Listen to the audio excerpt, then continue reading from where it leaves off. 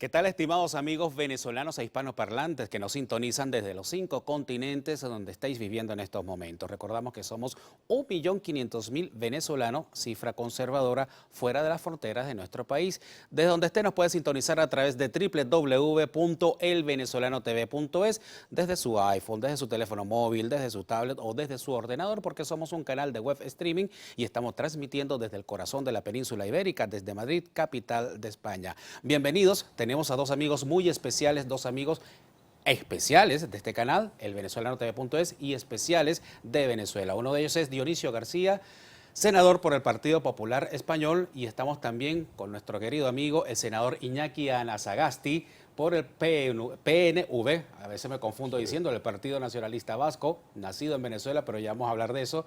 Y estos dos señores son senadores españoles y acaban de estar en Venezuela. Estuvieron en el mes de julio del 2015, precisamente del 22 al 24.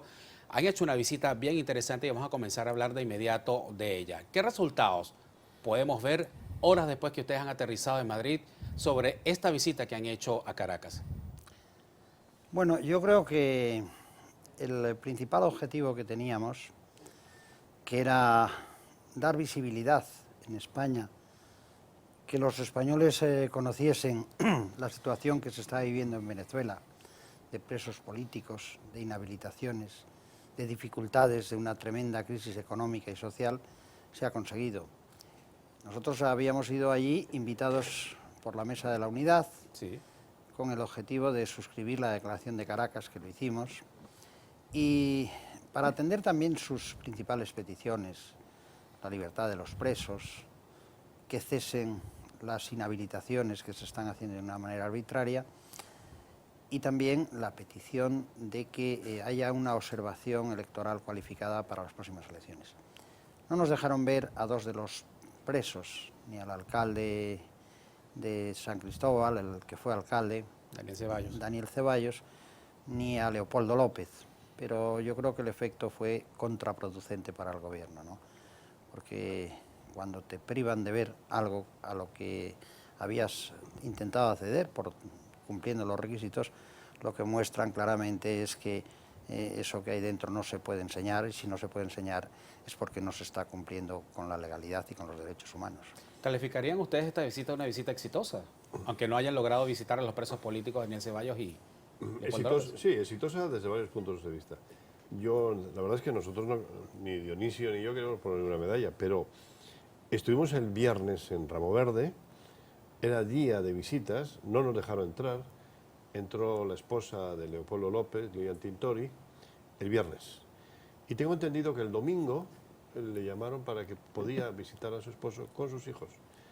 Y bueno, la información que se decía era como consecuencia de la visita. Tampoco creo que nosotros tengamos esa mano de santo, pero si fuera por eso, ya con eso ya nos damos por satisfechos. Pero fundamentalmente lo que hemos hecho, como decía Dionisio, es darle visibilidad. Claro.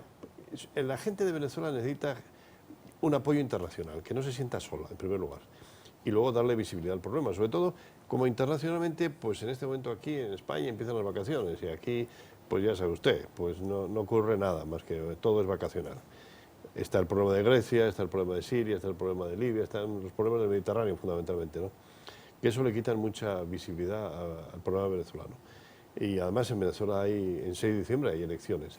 Pero también en España hay elecciones. Entonces, claro, se juntan esas dos cosas. Por tanto, lo que nosotros queríamos era que se hablara de Venezuela, que se hablara de la situación de los presos, que se hablara de un sistema que persigue la disidencia y que no es democrático, ¿no? Y lo primero que hicimos, nada más llegar al aeropuerto, es subir y tratar de visitarle al alcalde Ledesma, que está recluido en su domicilio. Afortunadamente, después de hacernos esperar 2 horas allí en la puerta, cuando decidimos irnos, decidieron dejarnos entrar y estuvimos casi 1 hora con el alcalde de Ledesma, que fue una entrevista muy buena. Le vimos con la cabeza muy ordenada, muy bien, muy tranquilo y siguiendo de cerca absolutamente todo. Me imagino que estará siguiendo de cerca también al venezolano. Ojalá. ¿Cómo vieron al alcalde Ledesma físicamente? Físicamente la verdad es que está recluido en un espacio tan reducido. Yo me imagino que el pobre hombre tendrá que hacer todos los días un montón de kilómetros entre muebles, entre sillas, de la cocina al salón, del salón al dormitorio, pero yo le vi en muy buena forma, mejor forma que la que está Dionisio y que la que estoy yo. ¿Qué les comentó el alcalde Ledesma con respecto a uno de los objetivos de vosotros, que es el de lograr que el gobierno de Venezuela acepte a los observadores internacionales para las elecciones del próximo 6 de diciembre? Bueno, él nos insistió varias veces en que la unidad de la oposición, el mantenerse todos los que no son chavistas, todos los que aman la libertad y la democracia juntos, era un elemento esencial, por encima de las diferencias ideológicas, ¿no? Y también nos pidió que hiciésemos cuanto estuviese en nuestra mano para que pudiese haber observadores de larga duración, observadores cualificados de la Unión Europea, ¿no? ¿Por qué? Pues porque esa es la única forma de garantizar que el día 6 de diciembre no haya fraude. Y que por lo tanto el convencimiento que tiene Antonio, y yo creo que tiene desde luego nosotros y la mayoría de las personas con las que hablamos, de que hay una amplia mayoría de gente que quiere cambiar, que está harto del régimen chavista, que eso en el momento de llegar a las urnas pues no se tergiverse por el camino. Por eso nosotros, atendiendo a esa petición, estamos ya cursando iniciativas aquí en el Parlamento para también impulsar esa idea y pedirle al Gobierno de España que impulse en ella, ¿no? Que yo creo que es una idea fundamental, la presencia de observadores electorales cualificados internacionalmente. Estamos viendo ahorita en imágenes en pantalla el momento en el que ustedes llegaron, si no me equivoco, al aeropuerto de Maiquetía. Estaban llegando ustedes y sí, efectivamente es el aeropuerto internacional de Maiquetía. Vemos, claro, una nube de reporteros, de periodistas que están alrededor de ustedes, pero ¿qué me pueden decir acerca del trato gubernamental para con ustedes? ¿Tuvieron ustedes algún tipo de escolta? ¿Los vehículos oficiales, quién se los suministró? ¿Quién se los puso a su disposición? Sí, la verdad es que para nuestra sorpresa, fíjese, hay 8 motoristas y había 3 carros por delante y 4 por detrás. Al principio no sabíamos si era para protegernos, para vigilarnos o para impedirnos, pero la verdad es que tenemos que decir que nos vino muy bien, porque usted sabe mejor que nadie que el tránsito en Caracas es horroroso y claro, abrían el paso, cosa que como si fuera Obama quien iba dentro de la furgoneta, íbamos los 4 senadores, ¿no? La verdad es que nos sirvió de mucho aquello y el trato fue exquisito por parte de los policías, no tuvimos ningún problema. Tuvimos un incidente al final, el último día de la noche, y vimos un poco lo que ocurre en Venezuela con esas brigadas que tiene el chavismo, ¿no? Que se interceptó una camioneta y los motoristas fueron detrás de ella y resulta que eran 2 chavistas con la camisa roja de estos colectivos que hay aquí y que, bueno, pues eso es el desastre, ¿no? Un país normal, civilizado, democrático, el monopolio de la fuerza lo tiene el Estado, lo tiene el gobierno, ¿no? Ustedes siempre manifestaron la intención también de reunirse con sectores afectos al oficialismo. ¿Lograron reunirse con ellos? ¿Manifestaron alguna intención uno u otro cuadro de reunirse con ellos o tener algún encuentro con ustedes? Mire, antes de llegar allí, nosotros a través de nuestro embajador de España en Caracas, habíamos formulado por escrito 3 solicitudes. Al presidente de la Cámara, al señor Diosdado Cabello, puesto que es el que representa a la Cámara de Diputados allá, y nosotros somos parlamentarios en España, nos parecía como un detalle de cortesía, ¿no? Habíamos pedido también entrevistarnos con la presidenta del Consejo Nacional Electoral, justamente para hablarle de este tema, de que permitiese la presencia de observadores electorales de la Unión Europea. Y habíamos pedido también entrevistarnos con la fiscal jefe, para interesarnos pues, por los expedientes judiciales de estas personas que están en prisión, de estas personas que se están inhabilitando. Habíamos cursado todas esas peticiones, pero la respuesta a las 3 fue ninguna. Es decir, no nos dijeron que no, ni nos contestaron. Dieron la callada por respuesta. Nosotros hubiésemos estado encantados de poder entrevistarnos con ellos, pero si ellos no quieren aceptar nuestra entrevista, no podemos hacer otra cosa. Ustedes el viernes firmaron la declaración de Caracas y esta declaración busca aglutinar, cohesionar a un grupo bien importante de parlamentarios en el mundo que emitan una voz en favor de la democracia en Venezuela y de la liberación de los presos políticos. ¿Cuántos miembros lleva ya este grupo y Bueno, cuáles son los fines que... de momento firmamos los 4, ¿no? Pero empieza ya, lástima que viene el mes de agosto, ¿no? Pero nosotros en nuestros respectivos partidos, grupos parlamentarios, vamos a empezar a moverlos, ¿no? Y calculamos que entre el Partido Popular, el Partido Socialista, el Partido Nacionalista, Convergencia Democrático, pues lograremos casi 90% de los parlamentarios de las Cortes Generales españolas, ¿no? Pero también nos gustaría que esto se extendiera a la Unión Europea, al Parlamento Europeo, que también tendremos un buen resultado, porque además el documento es muy medido y además no nos ingerimos en los asuntos internos de Venezuela, sino simplemente pedimos unas elecciones libres, que los 75 presos políticos salgan a la calle cuanto antes y que, bueno, pues que ese clima de trinchera que hay en el país se serene, ¿no? Pero no nos metemos en los asuntos internos de Venezuela y ante eso yo creo que cualquier parlamentario con un mínimo de sensibilidad democrática firma el papel inmediatamente. ¿Y cuántos parlamentarios cree usted que se adhieran finalmente a esta declaración de Caracas? Pues no lo sabemos, pero me gustaría los más posibles, ¿no? Lo que pasa es que hay que hacer un trabajo de campo, ¿no? Claro. Pero hoy en día con Internet, teniendo uno en cada país con sensibilidad y incluso a través de las propias embajadas se puede hacer un trabajo, ¿no? Por tanto, nosotros queremos que para las elecciones de diciembre podamos tener un grueso, que yo no me atrevo a decir cuántos porque sería un poco aventurado, ¿no? Pero desde el punto de vista de la sensibilidad que tiene que sentir el Parlamento venezolano en relación con lo que está ocurriendo y con el exterior, será muy sustancial. ¿Ustedes creen que está teniendo éxito la presión internacional sobre el gobierno de Venezuela? Bueno, el primer éxito es que si no se conoce, si no hay una atención internacional de los políticos y sobre todo los medios de comunicación, según nos decían pues los propios representantes políticos y los familiares de los presos, la situación estaría mucho peor. Es decir, su esperanza es en que la atención internacional se centre sobre allá, para que el régimen, pues, en fin, no sea aún más cruel de lo que ya lo es. Y también en la confianza de que se puedan tener observadores electorales con tiempo suficiente. Lo ideal sería que estuvieran allá en el mes de septiembre o octubre a más tardar. Que hubiera una presencia para garantizar que el juego fuera limpio. Porque la presencia de observadores el último día, nosotros, el senador Anasagasti y yo mismo hemos participado en muchas ocasiones, y una presencia de estas de observadores de corta duración, que dura pues 4 o 5 días, una semana, puedes ver los detalles de una mesa o varias mesas que visitas y sacar una pequeña impresión, pero lo que verdaderamente te da la información de cómo está el país, de cómo se utilizan los medios públicos, de si hay coacciones, de si hay o no libertad para que todos puedan hacer sus campañas electorales, en fin, si hay una libertad de voto verdadera y no presión sobre los ciudadanos, esa información te la da cuando hay un despliegue importante de observadores por todo el país y durante bastante tiempo antes. Nosotros escuchamos las declaraciones de Enrique Capriles a propósito de la visita de ustedes a Venezuela. Enrique Capriles advertía, vale, celebro las visitas, o bueno, saludamos la visita de los senadores españoles, pero hay que recordar a los venezolanos que los problemas de Venezuela tenemos que recordar, tenemos que solucionarlos nosotros mismos. Me dio la impresión que era en algún caso, no voy a decir un rechazo, pero sí como un punto de crítica sobre la visita de nosotros a Venezuela. No, nosotros estuvimos con él, ¿no? Sí. Yo personalmente le conocía de antes, pero claro, es un hombre eléctrico, ¿no? Sí. Además habla fuerte y se mueve y es una personalidad, ¿no?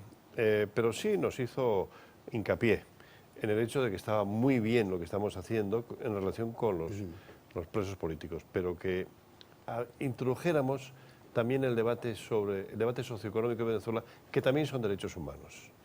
Nosotros le dijimos, con todo el respeto, y además sabiendo que tiene razón, que la percha donde nosotros podemos trabajar es con los derechos humanos, porque los derechos humanos no son de Venezuela ni son de España, son universales, ¿no? Y entonces cuando se conculcan de una manera tan grosera como lo está haciendo Maduro, pues indudablemente ahí podemos actuar. Si nosotros actuáramos pues, opinando sobre inflación, sobre el precio de la harina pan o sobre el desabastecimiento, nos diría Maduro lo que ha dicho, ¿no? Que nuestra visita era vomitiva e irritante, ¿no? Y que nos metíamos e ingeríamos en los asuntos del país. Por cierto, yo le dije que si tenían problemas digestivos, que se tomaran un Alka-Seltzer, ¿no? Así estaría más tranquilo, ¿no? Pero tuvimos con Capriles esa conversación, que fue una conversación muy animada, porque él es un hombre con muchos planes y con mucha actividad, y además nos quiso recibir en Caracas porque ir hasta donde él tiene la sede de la gobernación, pues era muy lejos, ¿no? Y fue, la verdad es que muy, muy agradable el estar con él. Sí, es verdad. Yo no en ningún momento saqué ni tuve ninguna percepción de que nuestra visita les pudiese molestar en absoluto, al contrario. Al contrario. Él, pues como decía el senador Ana Sagasti, quería incidir en la situación que se está viviendo de precariedad, Sí. de que la gente no tiene abastecimiento de los, en fin, de los productos básicos de la canasta de cada día, de las colas, para poder acceder a cualquier cosa, por muy básica que fuera. Y eso Se iban a quitar la cerveza, creo. Sí. Yo creo que es el mayor error político que pueden en Venezuela hacer en Venezuela es quitar la cerveza.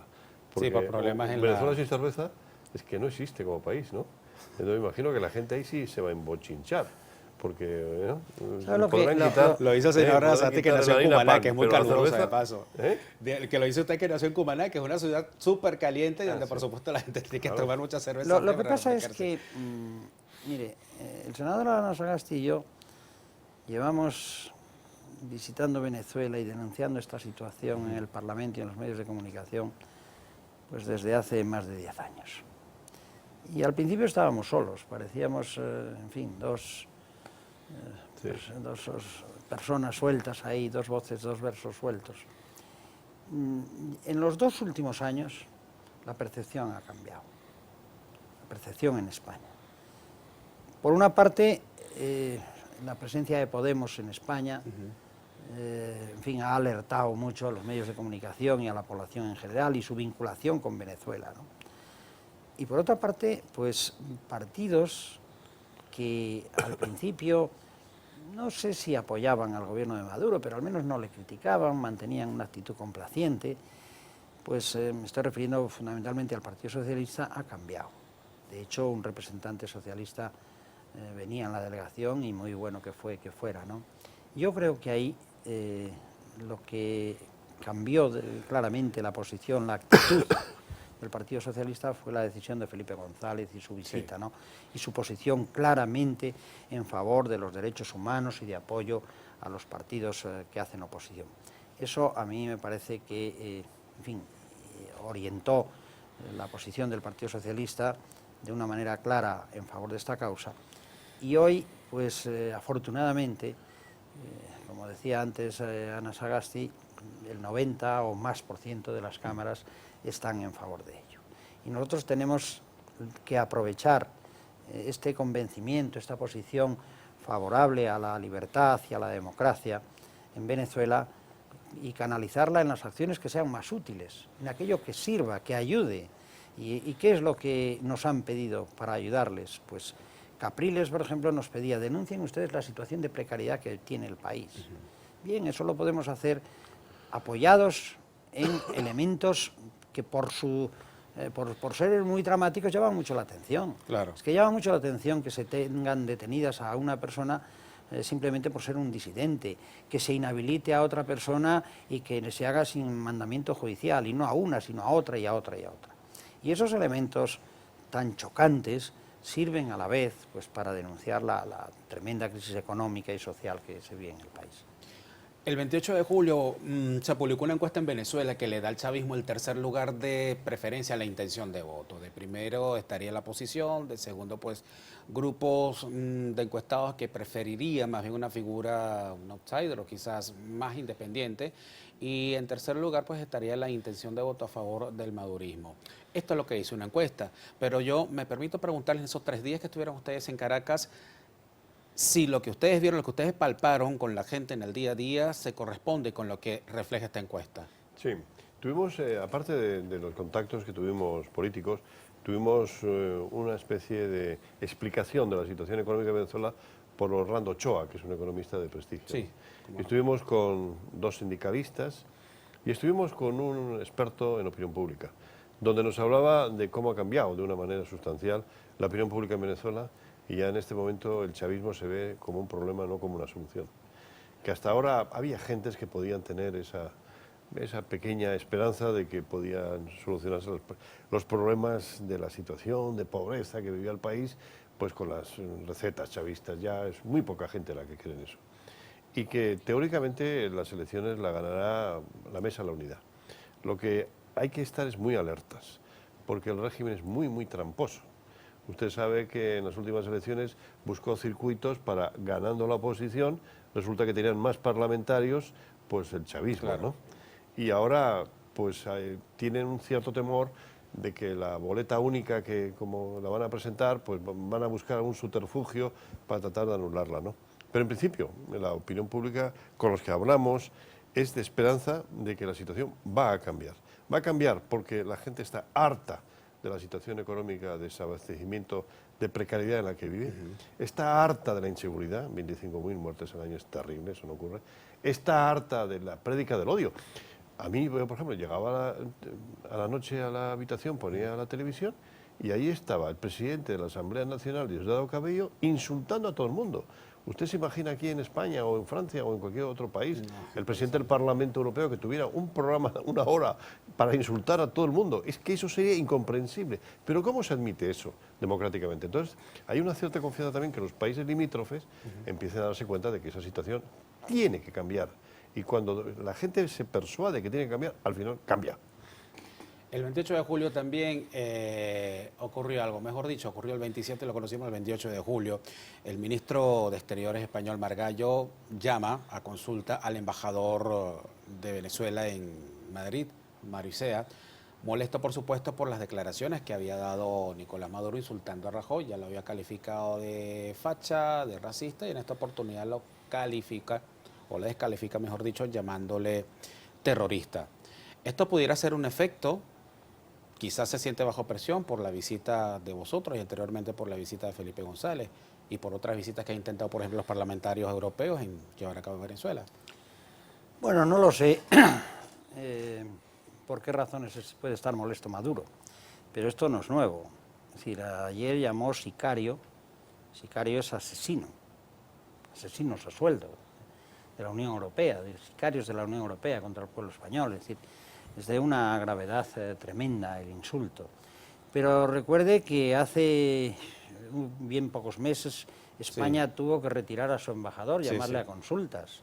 Es decir, estas constantes provocaciones de Maduro respecto al gobierno de España no es nada nuevo, es una forma reiterada. Y eso que el gobierno de España procura mantener pues una actitud de respeto, pero ese respeto no impide que el presidente del gobierno pueda recibir a Lilian Tintori o a Michi Capriles o que Felipe González se entreviste con ellas. Es decir, es que no sé exactamente qué es lo que quiere Maduro. Nosotros tenemos interés en mantener una buena relación con Venezuela. Con Venezuela como instituciones y sobre todo con el pueblo de Venezuela, porque los vínculos entre españoles y venezolanos, en fin, son tan estrechos que se confunden, que en muchas somos un solo pueblo. Y porque tenemos también muchas empresas y muchos intereses españoles que están allí. El gobierno tiene el interés de mantener esos vínculos, pero lo que no puede es permanecer constantemente impasible ante una actitud de insulto tras insulto, de forma tan grosera. Y ayer llamó efectivamente al embajador Mario Isea, y le llamó el Ministerio de Asuntos Exteriores, recibió el director general y le hizo ver pues que esos insultos son muy graves y que no se puede permanecer impasible ante ellos, y que la voluntad de España y del gobierno de España es mantener una buena relación con Venezuela, con el pueblo de Venezuela y con las autoridades venezolanas, pero que no vamos a poder soportar de una manera estoica e impasible insulto tras insulto, que es lo que viene haciendo Maduro. Aparte de los insultos de Maduro, que además son impropios de un jefe de Estado, que debe de cuidar mucho, exquisitamente el lenguaje, a nosotros nos insultó el defensor de derechos humanos, que con ese nombre, defensor de derechos humanos, pues la verdad es que debía cuidar mucho más su lenguaje, ¿no? Dijo que nosotros consideramos que Venezuela era un potrero, que habíamos ido a ingerirnos, a insultarles, y bueno, nosotros le dijimos, oiga, mire, queremos hablar con usted. Sí, claro. Queremos hablar con usted para que nos explique, a ver, esos derechos humanos que usted dice defender. Tarek William Saab. Sí, Sí, ¿en qué consiste, no? Y además, si usted es tan valiente, díganoslo a la cara. Claro. No lo diga a través de una televisión rodeado de matones, sino díganos a la cara. No es que nosotros queramos pegarnos con él, Claro, sino simplemente pero... queremos argumentar, cosa que él no hace. Él insulta, no argumenta, y eso es fundamentalmente de cobardes y de gente asustada, porque solamente lo hace la gente que está asustada.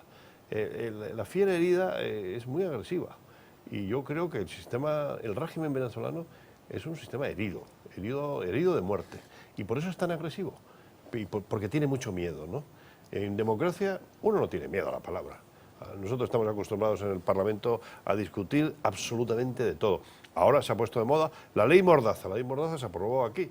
Pero bueno, nosotros discutimos en el Parlamento, yo no estoy de acuerdo con la llamada ley Mordaza, otros sí están de acuerdo, se vota, el que no está de acuerdo la lleva a un tribunal, el tribunal que es independiente pues sentencia, pero eso es la democracia, pero no el insulto. El insulto es algo incompatible con la democracia. ¿Estaría planificándose en el Senado o en todo caso en el Congreso de los Diputados en España algún tipo de visita adicional o algún tipo de moción que contribuya así a que lleguen los observadores internacionales a Venezuela, que se les permita ir a Venezuela? Mire, ¿qué iniciativas los hay cuatro del Congreso? grupos, los cuatro senadores que representamos a los cuatro grupos mayoritarios de la Cámara, el PP, el PSOE, el PNV, Convergencia, pues convinimos allí mismo en Venezuela la conveniencia de organizar una moción que pueda ser suscrita por todos y que fundamentalmente pida las tres cosas que piden ellos: la liberación de los presos, que cesen las inhabilitaciones y que haya presencia de observación electoral de la Unión Europea cualificada. Y nosotros, yo mismo esta mañana he estado viendo con nuestros asesores la redacción de un texto para pasárselo a los demás grupos, que lo vean, que lo corrijan, que le añaden, y que en el primer pleno que celebre la Cámara, que será en el mes de septiembre, pues podamos tener esa moción suscrita por al menos los cuatro grupos, y se la ofertaremos a todos los demás grupos, por si algunos más se quieren sumar a ella, ¿no? Pero efectivamente, claro que vamos a plantear, esa es la primera iniciativa, que el Senado se pronuncie a través de esta moción, suscrita en principio por nosotros por los cuatro grupos, es para denunciar la situación que se vive allí y para pedirle, a través del Gobierno de España, pues esas tres peticiones que son los deseos que ellos nos han trasladado. Bien, muchas gracias a los senadores Dionisio García e Iñaki Anasagasti. Importante destacar esto, que son dos de los cuatro representantes más importantes, digamos más importantes en términos de fortaleza partidista dentro de la representación que tienen ustedes en el Senado y en el Congreso, los que están pues favorables a una decisión o a un posicionamiento claro frente a la democracia de Venezuela y por la defensa de los derechos humanos de Venezuela. No me queda más que darle las gracias por habernos visitado en www.elvenezolanotv.es. Esta es vuestra casa y en nombre de todos los venezolanos queremos darle las gracias también por la dedicación, también la pasión, usted que es venezolano, que nació allá, usted que no nació allá, pero que también prácticamente es venezolano, por todo el interés que ha demostrado en todos estos años con respecto al tema de Venezuela. En nombre de todos los venezolanos, pues muchas gracias por esa dedicación y ese estímulo y ese espíritu en favor del país. Nosotros Muchas gracias a ustedes. seguimos adelante.